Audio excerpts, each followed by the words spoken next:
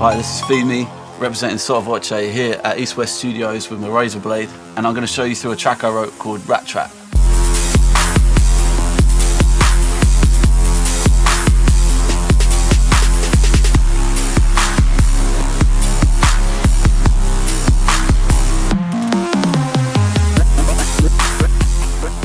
Okay, so I started off the track with quite a defined lead sound. It's not complicated at all. In fact, it probably took me a few minutes to make, but it was more the kind of dynamics of the sound as it played a melody that made it interesting to me. So I started off with a very simple massive patch, which was basically this.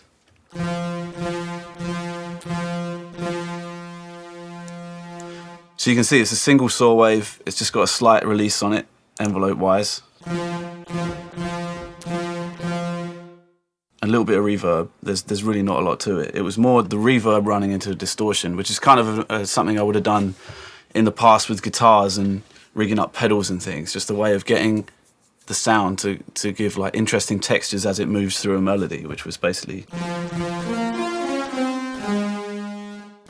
The rest was basically caused by just those notes overlapping. So the next stage was to get the same sound and run it through a distortion. The other technique I used in this track a lot was kind of parallel processing. So preserving quite a lot of the sound in one instance where I'm distorting it a certain way, and then repeating a second channel which is doing a different type of distortion, and then just balancing the two and then routing them back together.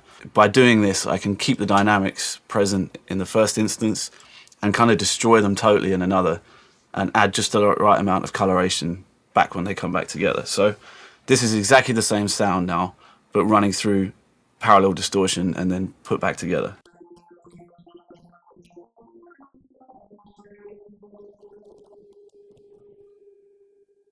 You get quite a lot of like artifacts and stuff from the distortion. So it's going through camel fat, which is pretty hard to get now that they've gone bust. And the old instance of trash, because this is an old project.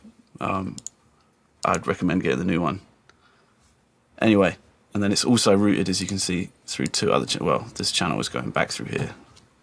It's kind of messy routing, but I didn't think you were going to see this.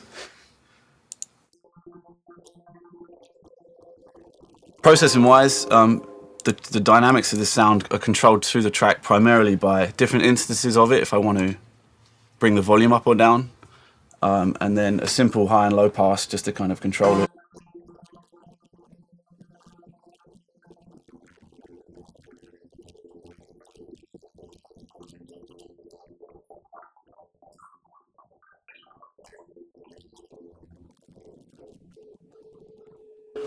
So by processing the high and low pass before the distortion pulls up on the sound as it's shrunk by the passes. So you get kind of extra bite to it rather than doing it after the processing, which would give a much cleaner sound. Split between these two, basically doing the same thing. Then it was basically just a pulse.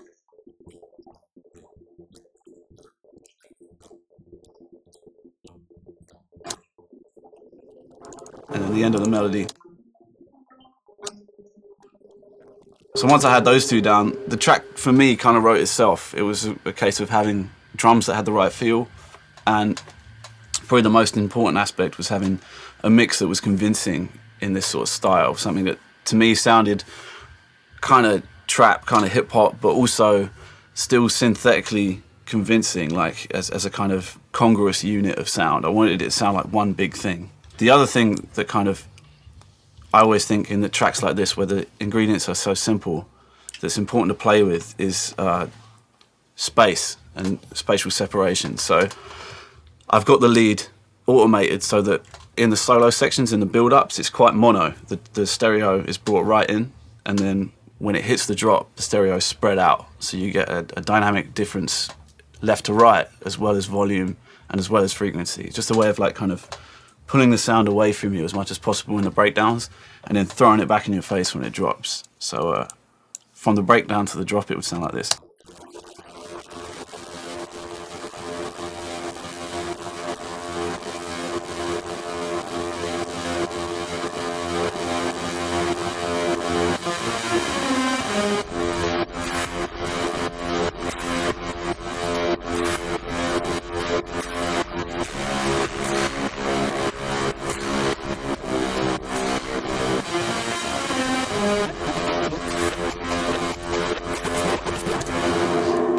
There's a few other like melodic layers in there. So later on in the track, we've got like a kind of good, the bad, and the ugly style, like Guns at Dawn chime thing, which I thought would just kind of set like a bit of tension.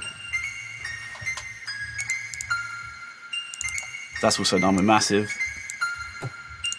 I've also got this linked to an FM8 running in effects mode.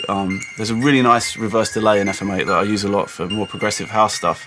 But it's a good way of kind of blurring a sound, again, to take it further away from you.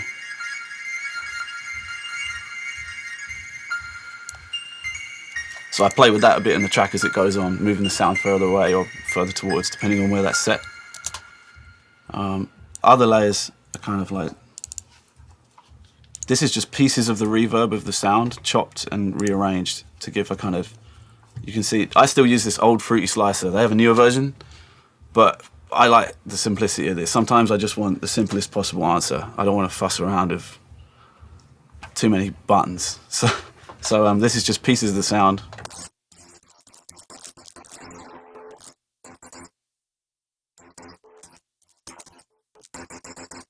So you can see I've just split it across a kind of MPC style, and then basically in the same manner I just would hit them on touchpads or off the keyboard, play a rhythm with it, and then it was just a way of giving a background texture that was still sonically related to the main elements without having to go too complicated, because I really didn't want to add too many things to this track.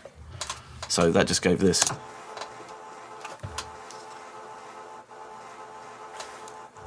It's like slightly rhythmic, it sits in the background, but it sets the key and tone for the track as it builds up. So there's a rough breakdown of the synths that are in Rat Trap. Moving on, I'm going to talk about the percussion and the drums.